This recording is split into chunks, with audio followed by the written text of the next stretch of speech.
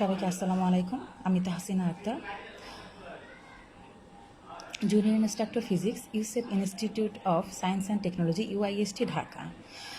আমি আজকে তোমাদের ফিজিক্স ওয়ানের ষষ্ঠ অধ্যায় সরল দোলন গতি বা সিম্পল হারমোনিক মোশন নিয়ে আলোচনা করব। তো সরল দোলন গতি নিয়ে আলোচনা করব এবং এই চ্যাপ্টারে আমাদের সংক্ষিপ্ত এবং অতি সংক্ষিপ্ত কোশ্চেন কী কী আসতে পারে সেগুলো নিয়েও আমি আজকে বলবো। তো শিক্ষার্থীরা দেখো, আমি এখানে কিছু টপিকস লিখে রেখেছি। যেমন প্রথমেই লিখেছি সরল দোলক, এরপরে সরল দোলন গতি, এরপর সরল দোলন গতির বৈশিষ্ট্য। তো আমাদের প্রথমে যদি সরল দোলক বলি, তাহলে সরল দোলক হচ্ছে এমন একটি আয়তনহীন ভারী কণা, মানে একটি আয়তনহীন ভারী কণাকে ওজনহীন দৈর্ঘ্য অসম্প্রসারণীয় ও সম্পূর্ণ নমনীয় সুতা দ্বারা একটি দৃঢ় অবলম্বন থেকে যদি আমরা ঝুলিয়ে দিই, তাহলে সেটি বিনা বাধায় যদি দোল খেতে পারে, তবে তাকে আমরা সরল দোলক বলবো। আচ্ছা, আমি আবার একটু বলছি, দেখো খেয়াল করো যে একটি আয়তনহীন ভারী কণাকে, তার মানে এমন একটি কণা যেই কণাটার আয়তন নেই, কিন্তু কি বলা হচ্ছে যে কণাটি ভারী। আচ্ছা, এরপরে কি বলা হচ্ছে যে একটি আয়তনহীন ভারী কণাকে, তার মানে এমন একটা কণা আমি বিবেচনা করব যেই কণাটার আয়তন নাই, কিন্তু আবার বলা হচ্ছে সেই কণাটা ভারী। এরপরে কি বলা হচ্ছে, ওজনহীন, দৈর্ঘ্যে অসম্প্রসারণীয় ও সম্পূর্ণ নমনীয় সুতা দ্বারা। দেখো কি বলছে, এমন একটা সুতার কথা বলা হয়েছে যে এই সুতাটা ওজনহীন, মানে সুতাটার কোনো ওজন থাকবে না, দৈর্ঘ্য অসম্প্রসারণীয়। তার মানে সুতাটা যতটুকু আছে ততটুকু, আমি যদি সুতাটাকে কোনো বল দ্বারা টানি, কিন্তু তারপরেও সেই সুতাটা বাড়বে না বা আমি সুতাটা কমবেও না, এবং সম্পূর্ণ নমনীয়, কিন্তু সুতাটা খুব সফট, অনেক বেশি সফট। একটি দৃঢ় অবলম্বন থেকে যদি ঝুলিয়ে দেই এবং যদি সে বিনা বাধায় দোল খেতে পারে, তবে তাকে সরল দোলক বলে। আচ্ছা দেখো, তার মানে একটা আয়তনহীন ভারী কণাকে আমরা কি করবো, একটি ওজনহীন দৈর্ঘ্য অসম্প্রসারণীয় সম্পূর্ণ নমনীয় সুতা দ্বারা, একটা সুতার মাথায় আমি একটা কণা বাঁধবো, বা একটা কণার কথা বিবেচনা করা হয়েছে যা একটা সুতার সাথে বাঁধা, এবং কণাটা হচ্ছে আয়তনহীন কিন্তু ভারী। আবার সুতাটা কি, সে হচ্ছে নমনীয়, আবার সে দৈর্ঘ্য অসম্প্রসারণীয়, আবার সে ওজনহীন। এর একটা দৃঢ় অবলম্বন থেকে যদি আমি এরকম একটা ব্যবস্থা আমি করতে পারি, তো এবং এই ক্ষেত্রে কণাটা যদি বিনা বাধায় দোল খেতে পারে, তবে সেই ব্যবস্থাটাকে আমরা কি বলবো, সরল দোলক। আচ্ছা, এরপরে আমার কথা কি বলা হয়েছে, দেখো এরপরে সরল দোলন গতি। সরল দোলন গতি কি, যদি কোনো কণার গতি পর্যাবৃত্ত হয়, গতিপথ সরল রৈখিক হয় এবং ত্বরণ সরণের সমানুপাতিক ও বিপরীতমুখী হয়, তবে ওই গতিকে সরল দোলন গতি বলবো। দেখো কি বলা হয়েছে, যদি কোনো কণার গতি পর্যাবৃত্ত হয়। পর্যাবৃত্ত গতি কোনটা, যদি আমরা ঘড়ির কাঁটার গতি বিবেচনা করতে পারি পর্যাবৃত্ত গতি, আমাদের মাথার উপরে যে ফ্যানটা ঘুরতেছে এই ফ্যানটার কথা বিবেচনা করতে পারি পর্যাবৃত্ত গতি। পর্যাবৃত্ত কিন্তু একটি নির্দিষ্ট সময় পর পর সেটি নির্দিষ্ট অবস্থানে বারবার ফিরে আসে। পর্যাবৃত্ত গতি কি, একটি নির্দিষ্ট সময় পর পর সে একটি নির্দিষ্ট অবস্থানে বারবার যদি ফিরে আসে, তাহলে ওই গতিটাই হচ্ছে আমার পর্যাবৃত্ত গতি। যেমন আমার হাতের কাছে ঘড়ির কাঁটার গতি আমার পর্যাবৃত্ত গতি, আমার মাথার উপরে যে ফ্যান ঘুরতেছে এটা একটা পর্যাবৃত্ত গতি। এরপরে দেখো, আমি আবার বলছি যে যদি কোনো কণার গতি পর্যাবৃত্ত হয়, তার মানে এমন একটা কণা আমরা বিবেচনা করবো যে, বা এমন একটা ব্যবস্থা বিবেচনা করবো যার গতি হচ্ছে পর্যাবৃত্ত গতি, গতিপথ সরল রৈখিক, তার গতিপথটা কী হবে, সরল রৈখিক, এবং এই ক্ষেত্রে কী হবে, ত্বরণ সরণের সমানুপাতিক। দেখো, ত্বরণের সাথে যে সরণের সম্পর্ক, সেটা কি বলছে যে ত্বরণ সরণের সমানুপাতিক কিন্তু বিপরীতমুখী, তবে ওই গতিকে আমরা কি বলবো, সরল দোলন গতি বলবো। আচ্ছা, তাহলে আমরা একটা যদি এই গতিটাকে যদি আমরা একটা স্প্রিংয়ের মাধ্যমে, দেখো আমি একটা স্প্রিং এঁকে দেখাচ্ছি এই জিনিসটাকে। আচ্ছা, এখানে আমার একটা স্প্রিং আছে। আচ্ছা, এই আমার একটা স্প্রিং আছে। আচ্ছা, এটা আমার প্রাথমিক অবস্থান। এখন এই প্রাথমিক অবস্থায় এখানে আছে, এরপর আমি কি করব, এইখানে যে আছে এইটা ধরো এ পজিশন, খেয়াল করো, এটা হচ্ছে তার স্প্রিংয়ের এ পজিশন, এটা হচ্ছে আমার ও। তাহলে এইটুকু হচ্ছে আমার স্প্রিং, সে ও থেকে এ পর্যন্ত আছে। এখন আমি এই স্প্রিংটাকে টেনে বাড়াবো, কি করব,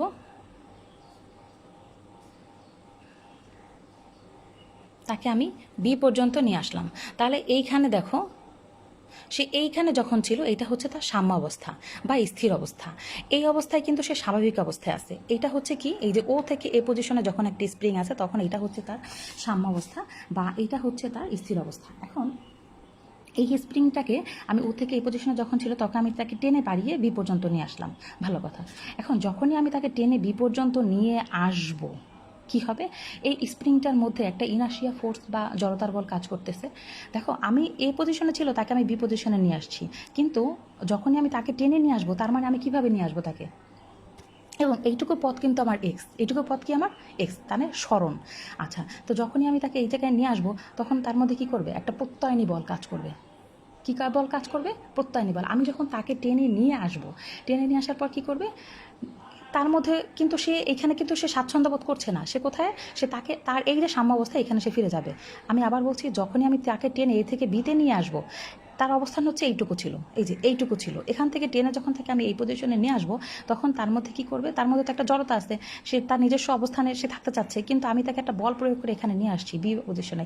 কিন্তু যখনই আমি তাকে বি পজিশনে নিয়ে আসছি, সে তার এই সাম্য অবস্থায়, মানে এই যে এ যে অবস্থানটা ছিল এইখানে সে ফিরে আসতে চাবে।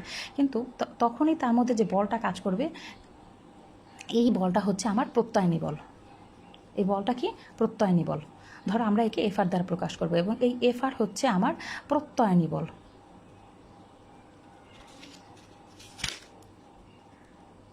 আচ্ছা, এখন দেখো, যখনই সে এই পজিশনে আসছে, তো এর যে বল এখানে কি করবে, সে এখানে স্থির থাকতে পারবে না।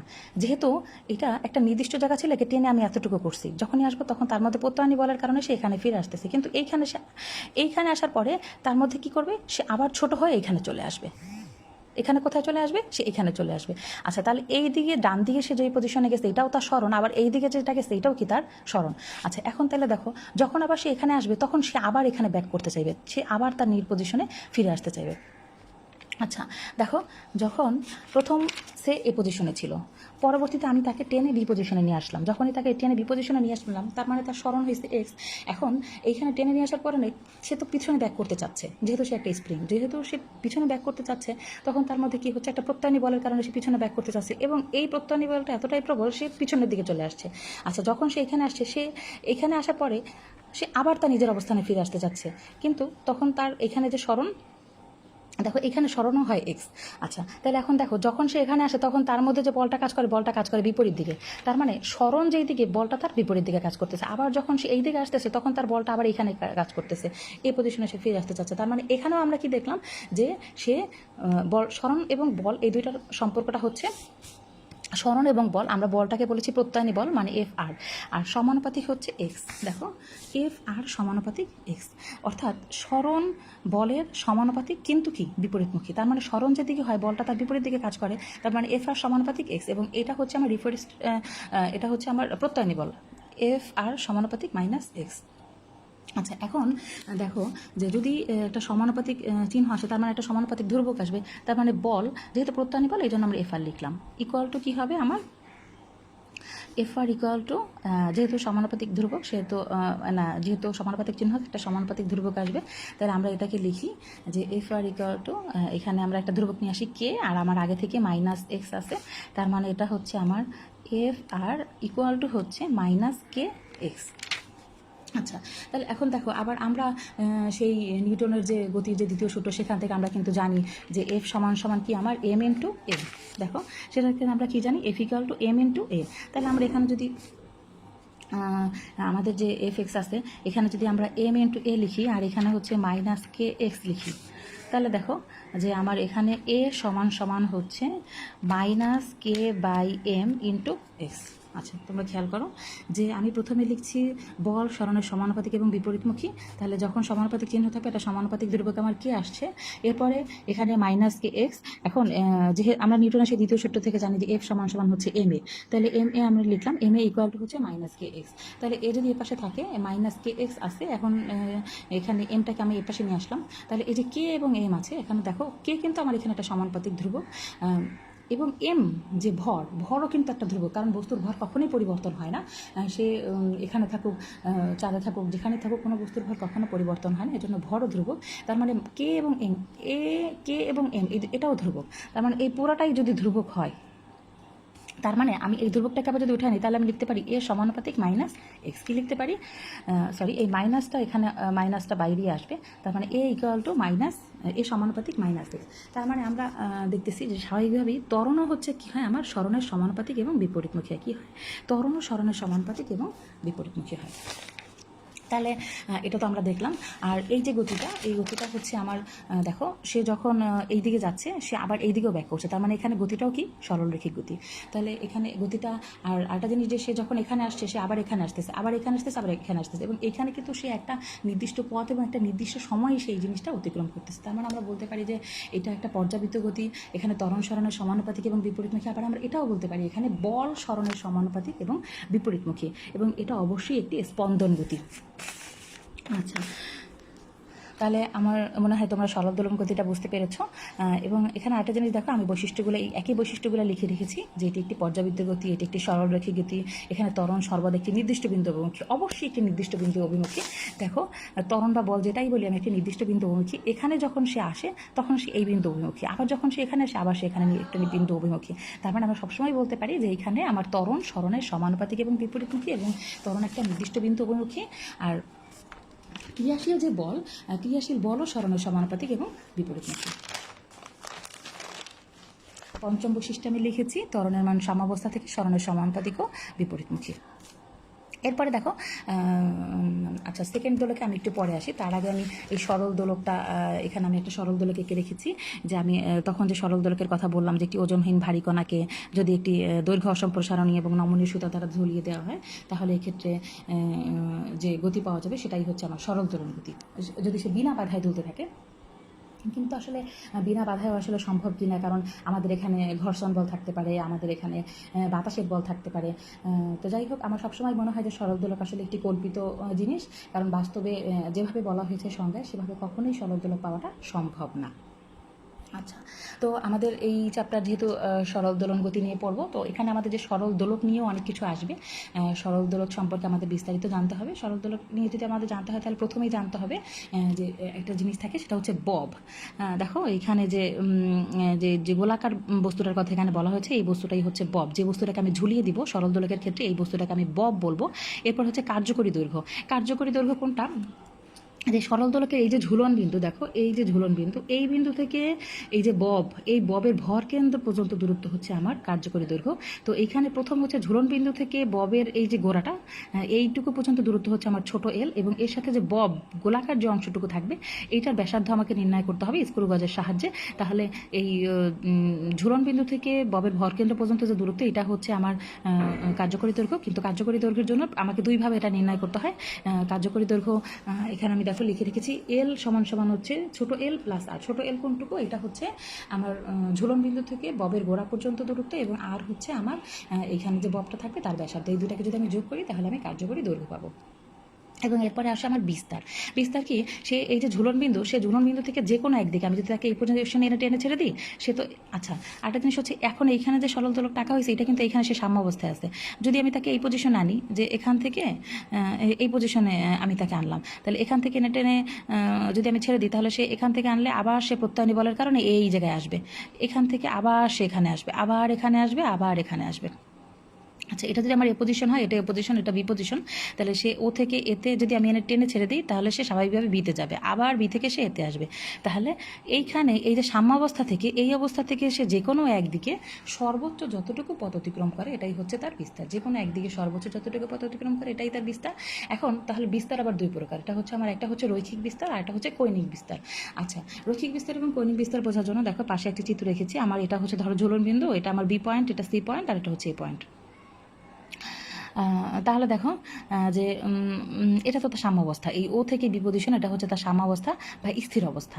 আচ্ছা, যখন তাকে আমি এখানে টেনে আনলাম, তাহলে এখন দেখো তার সে এই যে ও থেকে এ, এরপর যখন সি পজিশন আসছে, তাহলে ও বি এবং ও সি, মানে বি ও সি, এইখানে যে পথটুকু সে কৌণিকভাবে অতিক্রম করছে, এটা হচ্ছে আমার থিটা কোণ, বা এইটুকু হচ্ছে আমার কৌণিক বিস্তার। কিন্তু সরল রেখার প্রতিতে যদি আমি বিবেচনা করি, তাহলে তার অবস্থান হচ্ছে বি সি। দেখো, যদি কৌণিক বিস্তারের কথা বলি, তাহলে এই ক্ষেত্রে তার অবস্থান হচ্ছে বি থেকে সি পর্যন্ত, যেটা এটা হচ্ছে আমার রৈখিক বিস্তার। কিন্তু কৌণিক বিস্তার হচ্ছে কোণ বি ও সি। একই রকমভাবে বিপরীত দিকে আমার হচ্ছে এ বি সরণ, এইদিকে সরণ এ বি। আবার যদি কোণের কথা বিবেচনা করি, তাহলে এ ও বি, এটা হচ্ছে আমার কৌণিক বিস্তার, মানে কৌণিক যে অবস্থান, এটা হচ্ছে আমার কৌণিক বিস্তার। আর যদি সরল রেখা বলি এ বি বা বিসি, এটা হচ্ছে আমার রৈখিক বিস্তার। আচ্ছা, এরপরে দেখো পূর্ণদোলন। পূর্ণদোলন হচ্ছে সে দোলকের বব, সরল দোলকের ক্ষেত্রে যে ববটা আছে, এই ববটা এক প্রান্ত থেকে সে পুনরায়, দেখো আমি একটু একে দেখাচ্ছি, এটা তার সাম্যাবস্থা। এখন আমি এইখানে তাকে টেনে নিয়ে আসলাম, সে আসলো এবং প্রত্যয় বনের কারণে সে এইখানে আবার ফিরে গেল। আচ্ছা, তাহলে এখন একটা জিনিস দেখো, সে এইখান থেকে যাত্রা শুরু করে এইখানে ঘুরে আবার এইখানে যখন সে আসবে তখন একটা পূর্ণদোলন হবে। তার মানে সে যেখানে ছিল ওখান থেকে বিপরীত প্রান্তে যে আবার যখন সে তার নির্দিষ্ট অবস্থানে ফিরে আসে, এটা হচ্ছে আমার একটা পূর্ণদোলন। দোলনকাল, একটা দোলনের জন্য যতটুকু সময় লাগবে, মানে একটা পূর্ণ দোলনের জন্য যতটুকু সময় প্রয়োজন হবে সেটাই হচ্ছে তার দোলনকাল। আচ্ছা, আর কম্পাঙ্ক কি? 1 সেকেন্ডে কোনো বস্তু বা কণা যতগুলো পূর্ণ দোলন সম্পন্ন করতে পারে সেটাই হচ্ছে তার কি? কম্পাঙ্ক। আমি আবার বলছি, পূর্ণ দোলন কি? একটা পজিশনে সে ছিল, বিপরীত পজিশনে সে যাবে, যাওয়ার পরে সে আবার যখন তার পূর্বের অবস্থানে ফিরে আসবে, এটা হচ্ছে কি? আমার একটা পূর্ণ দোলন। আর দোলনকাল কি? একটা পূর্ণ দোলনের জন্য আমার যতটুকু সময় প্রয়োজন হবে এটা হচ্ছে আমার দোলনকাল হচ্ছে একটা পূর্ণ দোলনের জন্য যতটুকু সময় প্রয়োজন হবে এটা হচ্ছে আমার দোলনকাল। আর কম্পাঙ্ক কি? যে 1 সেকেন্ডে সে যতগুলা পূর্ণ কম্পন সম্পন্ন করবে সেটাই হচ্ছে তার কম্পাঙ্ক। আচ্ছা, এখন এই সরল দোলকের ক্ষেত্রে 4টি সূত্র আছে, আমরা সেই সূত্রগুলো আজকে একটু দেখব।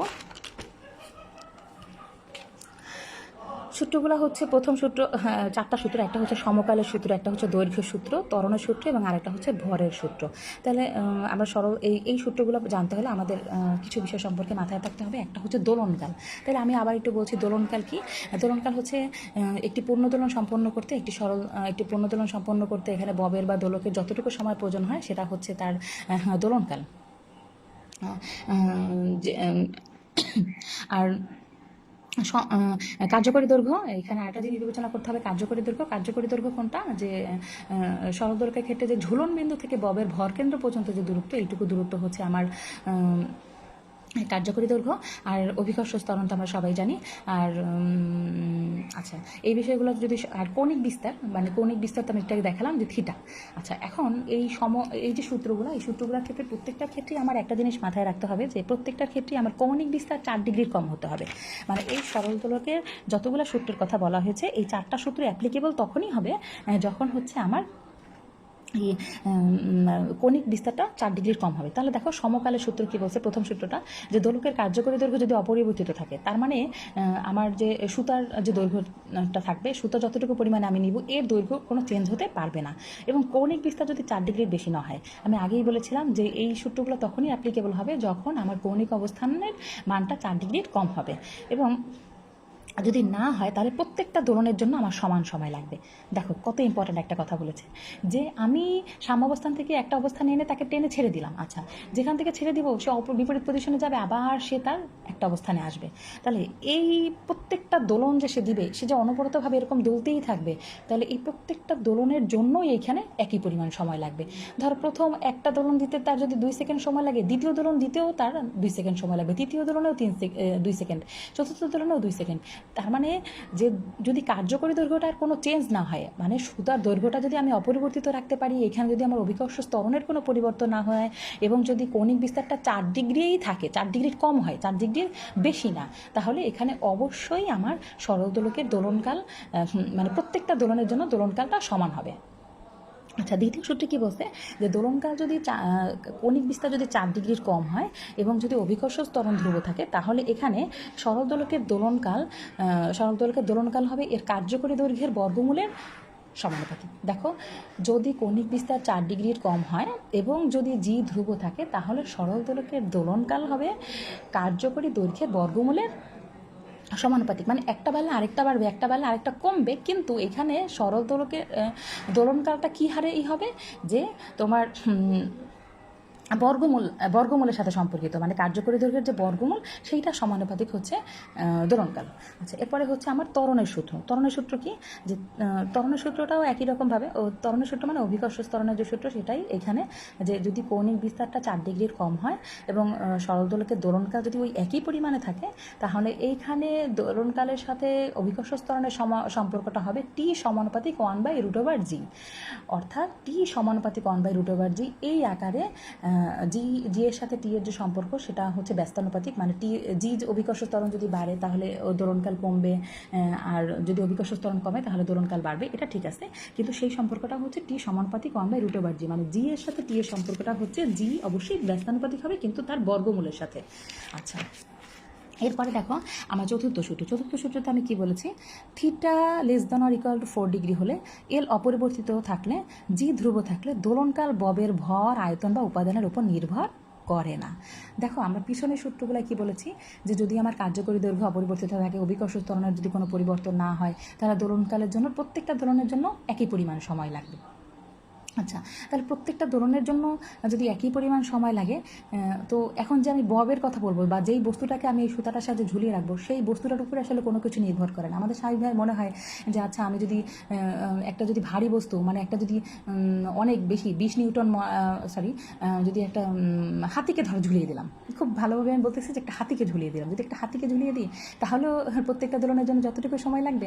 আমি যদি একটা খুব একটা ফুটবলকে ঝুলিয়ে দিই, সেক্ষেত্রে আমার আসলে প্রত্যেকটা দোলনের জন্য এই ক্ষেত্রে সমান সময় লাগবে, কিন্তু একই পরিমাণ সময় লাগবে এবং সব কিছু একই রকম হবে। পিছনে যে সূত্রগুলো ব্যাখ্যা করেছি সেগুলো সবগুলো একই রকম হবে। এই দোলনকাল বা এই কার্যকরী দৈর্ঘ্য যেটা আমি রাখবো সেটা যদি নির্দিষ্ট থাকে এবং ডির মান যদি ঠিকই থাকে, যদি ধ্রুবক থাকে, তাহলে এই যে সরল দৈর্ঘ্যের দোলনকাল সেটা বব, যে বস্তুটাকে আমি ঝুলিয়ে রাখবো সেই বস্তুটার ভরের উপর নির্ভর করে না। মানে সেই বস্তুটা কীরকম, তার ভর কি 50 কেজি নাকি ভর 1 কেজি সেটার উপর নির্ভর করছে না। সে কী উপাদানের তৈরি, সেটাকে একটা পাথরের তৈরি নাকি সেখানে সেটা একটা খুব সফট একটা জিনিসের তৈরি, এগুলো কোনো কিছুর উপরে নির্ভর করছে না। নাকি সুতার তৈরি, সেটার উপর নির্ভর করছে না। বা এটার আয়তনটা আসলে কীরকম, আয়তনটা কি মানে একটা ত্রিভুজের মতো কিনা, বা একটা চতুর্ভুজের মতো কিনা, বা একটা পঞ্চভুজের মতো কিনা, বা অন্যরকম কোনো কিছু, এগুলো কোনো কিছুর উপরই আসলে নির্ভর করছে না। তো শিক্ষার্থীরা, আজকে আমরা যতটুকু পড়েছি এতটুকুর মধ্যে থেকে আমাদের প্রথমে যে জিনিসটা জানতে হবে সেটা হচ্ছে সরল দোলক কাকে বলে, তারপরে হচ্ছে সরল দোলনগতি কাকে বলে, সরল দোলনগতির বৈশিষ্ট্য, তারপরে হচ্ছে এই যে তারপরে সরল দোলকের কিছু টপিক সম্পর্কে আমরা জানলাম। সেগুলো তোমাদের মাথায় অনুধাবন করলেই চলবে, সেগুলো মুখস্থ করার প্রয়োজন নেই। কিন্তু শেষের দিকে আমি যে সূত্রটা পড়িয়েছি, মানে সরল দোলকের যে 4টি সূত্র, এগুলোও পড়তে হবে। আর আরেকটি জিনিস আমি স্কিপ করে এসেছি, আচ্ছা আরেকটা জিনিস তোমাদের একটু দেখাই এর সাথেই, যে পিছনে এই যে 4টি সূত্র আলোচনা করলাম, এই 4টি সূত্রের প্রথম সূত্র ছিল টি ইকুয়াল টু ধ্রুবক। আচ্ছা, তারপরে আসছে আমার টি সমানুপাতিক √এল, তারপরে আসছে টি সমানুপাতিক 1/√g। আচ্ছা, তারপরেরটা তো আসলে যে ববের উপর নির্ভর করে না। তাহলে এই 3টা সূত্রকে যদি আমি একসাথে করি তাহলে আমার কি আসে, টি সমানুপাতিক √L/g, মানে এল হচ্ছে উপরে √, আর জি হচ্ছে নিচে √। তাহলে আমি একসাথে লিখতে পারি টি সমানুপাতিক √L/g। তাহলে আমরা সবাই জানি যে এখানে আসলে একটি সমানুপাতিক চিহ্ন যদি উঠিয়ে দিতে চাই তাহলে একটি সমানুপাতিক ধ্রুবক আসে, তাহলে টি ইকুয়াল টু 2π√L/g। আচ্ছা, তাহলে টি ইকুয়াল টু 2π√L/g। প্রথমে এখানে একটা সমানুপাতিক, আচ্ছা আমি একটু আবার লিখছি, সমানুপাতিক চিহ্ন দিয়ে দিলে এখানে একটা ধ্রুবক আসবে, T equal to k √L/g। আচ্ছা, তাহলে এই যে সমানুপাতিক ধ্রুবক, এর মান হচ্ছে পরীক্ষা নিরীক্ষা করে দেখা গেছে 2π, তার মানে টি ইকুয়াল টু 2π√L/g। এটা হচ্ছে সরল দোলকের ক্ষেত্রে দোলনকালের সমীকরণ। এটা কি সরল দোলকের ক্ষেত্রে দোলনকালের সমীকরণ। আচ্ছা, আমি পিছনে একটি জিনিস স্কিপ করে এসেছি, সেটা হচ্ছে সেকেন্ড দোলক। সেকেন্ড দোলক হচ্ছে যেই দোলকের দোলনকাল 2 সেকেন্ড, তাকে আমরা সেকেন্ড দোলক বলবো। এটি পরীক্ষা আসে যে সেকেন্ড দোলক কাকে বলে, সেকেন্ড দোলকের কার্যকরী দৈর্ঘ্যের রাশিমালাটা বের করো। তো যে দোলকের দোলনকাল 2 সেকেন্ড, তার মানে সেই দোলকের ক্ষেত্রে হচ্ছে আমার সেই দোলককে আমরা সেকেন্ড দোলক বলবো। দোলনকাল কি, যে একটা পূর্ণ দোলন সম্পন্ন করতে যতটুকু সময় প্রয়োজন হয়, তাহলে সেকেন্ড দোলকের ক্ষেত্রে তার একটা পূর্ণ দোলন সম্পন্ন করতে প্রত্যেকবার 2 সেকেন্ড সময় লাগে। আচ্ছা, তাহলে আমাদের যে দোলনকালের রাশিমালা টি ইকুয়াল টু 2π√L/g, এখানে আমি এই টি এর মান 2 সেকেন্ড যদি বসিয়ে দিই তাহলে 2 ইকুয়াল টু 2π√L/g। এখানে এটাকে আমি এই বর্গমূলটাকে উঠানোর জন্য এটাকে আমি বর্গ করেছি, যে √L/g এটা যে বর্গমূল, এটাকে বর্গমূলটাকে উঠানোর জন্য আমি বর্গ করেছি। তাহলে এখানে 2 এর বর্গ 4, 2 এর বর্গ 4, আর পাইয়ের বর্গ স্কোয়ার, পাই স্কোয়ার ইন্টু এই বর্গমূলের সাথে যে রুট যদি গুণ করা হয় তাহলে এখানে আমার বর্গমূলটা উঠে যায়, তাহলে এখানে L/g। এখানে আমার এই 4π²L/g এটাকে আমি বাম পাশে নিয়ে আসছি আর 4টাকে ডান পাশে নিয়ে আসছি, তাহলে এখানে আমার বাম পাশে এল থাকে আর এখানে এই 4 আর এই 4 এটা উঠে যায়, মানে কাটাকাটি যায়। তাহলে এখানে এই জিটাকে আমার এই পাশে নিয়ে আসছি, π² নিচে নিয়ে আসছি। তাহলে এরপর আমি মান বসিয়েছি, জি এর মান হচ্ছে 9.8 মিটার/সেকেন্ড², আর পাইয়ের মান হচ্ছে 3.14। তাহলে এই এখানে যেহেতু স্কোয়ার, তাহলে স্কোয়ার দিলাম। এটাকে যদি আমি ক্যালকুলেশন করি তাহলে আমার কার্যকরী দৈর্ঘ্যের মান আসবে 0.9935 মিটার। তাহলে একটি সেকেন্ড দোলকের কার্যকরী দৈর্ঘ্যের মান আছে L = 0.9935 মিটার। শিক্ষার্থীরা, আমি তো আবার বলে দিচ্ছি যে এখান থেকে তোমাদের কী কী কোশ্চেন পড়তে হবে আজকের লেকচার থেকে। একটা হচ্ছে তোমার সরল দোলক কাকে বলে, একটা হচ্ছে সরল দোলন গতি কাকে বলে, তারপরে সরল দোলন গতির বৈশিষ্ট্য, তারপরে সেকেন্ড দোলক কাকে বলে, সেকেন্ড দোলকের কার্যকরী দৈর্ঘ্যের রাশিমালা, এবং তারপরে হচ্ছে যেটা সর্বশেষ পড়িয়েছি যে তোমার সরল দোলকের যে সূত্রাবলী এগুলো, সরল দোলকের যে সূত্রবলী এগুলো, এই 4টা সূত্র তোমাদের পড়তে হবে। তো ঠিক আছে, আজকে এই পর্যন্তই। সবাই ভালো থেকো, সবাই পড়াশোনা করো, বাসায় থেকো, এবং যদি খুব বেশি প্রয়োজনে বাহিরে বের হতে হয় তাহলে করোনা ভাইরাসের জন্য যে সেফটি ম্যানুয়ালগুলো আমাদেরকে বলা হয়েছে সেই সেফটি ম্যানুয়ালগুলো মেনে তারপরে বের হবে। আমি আশা করব সকলে ভালো থাকবে, সুস্থ থাকবে এবং পড়াশোনা করবে। ইনশাল্লাহ দেখা হবে। আমরা একটি ভালো দিনের প্রত্যাশা করি। আল্লাহ হাফেজ।